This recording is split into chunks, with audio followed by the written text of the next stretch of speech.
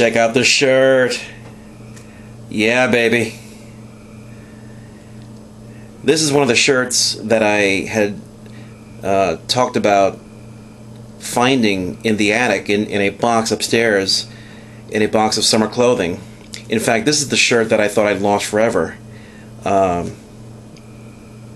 thought I lost, well, actually I thought someone had stolen it, quite honestly. An ex-girlfriend jokingly told me that she was going to snatch it from me. Well, guess what? She's gone, but the shirt is still here. Hey YouTube, Pipe Lawyer here, coming to you once again from the Manctuary, where the only chirping you'll hear comes from real birds. In any event, let me put this down here. My arm's getting tired already. Ooh, you can set your TV by my shirt. In any event, it's time for Friday Night Pipes, and before I get into this week's MVPs, yes, plural MVPs, I want to share some exciting news with you.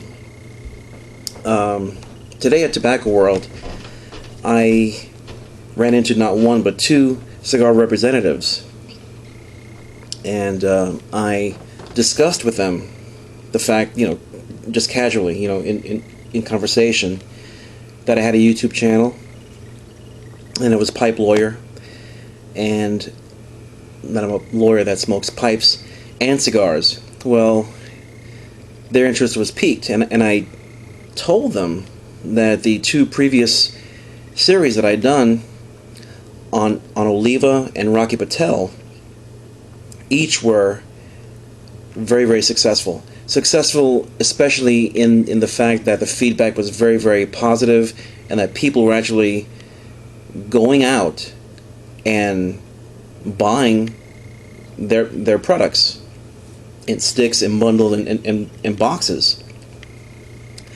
So we got to talking more and more, and when all was said and done, they each were so impressed that they each gave me their business cards and indicated to me that they wanted to be featured on Cigar Week on my YouTube channel, and each gave me 5 different sticks of each of their lines. Which lines were they? Soon, my friends, we will have Cigar Weeks 3 and 4 on the cigar makers known as Perdomo and Ghurka. So stay tuned for those, because I'm looking forward to those, and I'm looking forward to more pleasant surprises, because these are 2 lines of cigars that I have not really sampled that much. Ghurkas in particular, because I've never smoked a Ghurka, but I've heard a lot of good things about them. So stay tuned for those in the upcoming weeks, possibly even next week. Let's see. In any event, this week's MVPs got me to thinking, which of my pipes would I feature? And I went back and forth, between, an Ardor or a Boswell or a Barry White King. And I thought to myself, well, why don't I just pick a theme, or some kind of a common component of certain of the pipes in my rotation, and do a feature on that. Well, and then I thought, well, maybe I should do one on all my straight pipes. Well, then maybe I should do one on my rusticated pipes. Well, maybe I should do one,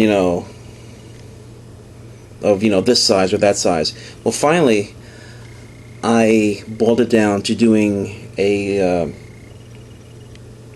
Friday Night Pipes MVPs of those with colored stems. And not that I have anything against, classic black stem pipes. They're beautiful. But, as much effort and artistry goes into creating a beautiful stem as goes into creating the shank and bowl.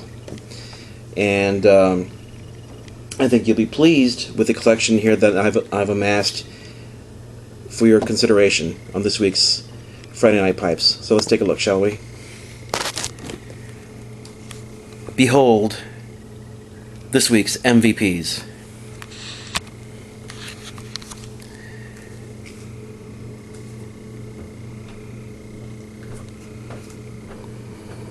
And I've arranged them ever so gently, ever so carefully, to make it look like we're going into an actual pipe shop, even though it's really a kitchenette. Yes, very nice. All with colored stems. The first one is my very first Boswell pipe, which you've seen previously. It's my Boswell chocolate pipe.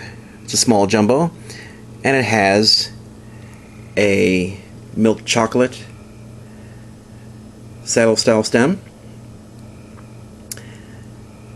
And next to it is the second Boswell pipe that I ever bought, both of which are leaning on my Lotus lighter, my trusty lighter.